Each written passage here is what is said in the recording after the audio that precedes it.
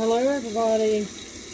I just got back from a dear friend of mine, Leanna's funeral, and I had put some soup. My water's running. There we go. I got some vegetables out of the freezer that needed to be used, and where I canned the chicken vegetable soup, I had some left, and then I went in and got my tomatoes that I canned, and I got a soup.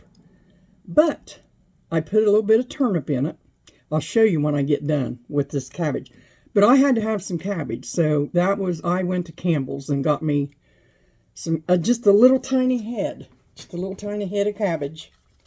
They didn't have the already cut up stuff. It had broccoli, and I didn't want broccoli in my vegetable soup. So let me just wash this off. I'm just going to cut it up, and I'm going to put it in my soup.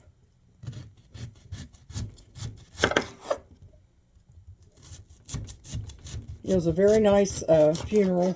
A lot of awesome things said. Got to talk to some people. Okay, let me just kind of take that and chop it up a little bit, and then I'll show you the soup. I'm going to let it cook a while. Just let it simmer and cook. That brings out all that good flavor. And then I'll bring it over here and show you. It's going to take a minute because I put the cabbage in last because it didn't have any. I got to have cabbage in my vegetable soup. That's all there is to it. And I did not know I was going to make this today. I just went by impulse. I thought these peas and green beans and stuff, I was going to get some of my green beans I canned, but these frozen ones needed to be used, so I just threw a bunch of stuff. You know how vegetable soup is. You throw a bunch of stuff together and voila, there it is. Okay.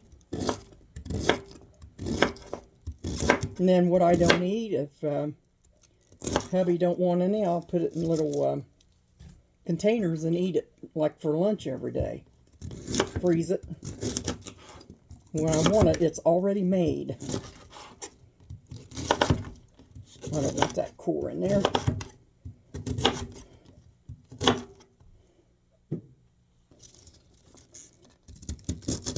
Cecil Cotton, he was a man, him and Joanne, his wife, lived down over the hill from us when we lived in the cabin. And every time she'd cut up cabbage, he wanted that core. He really liked that core.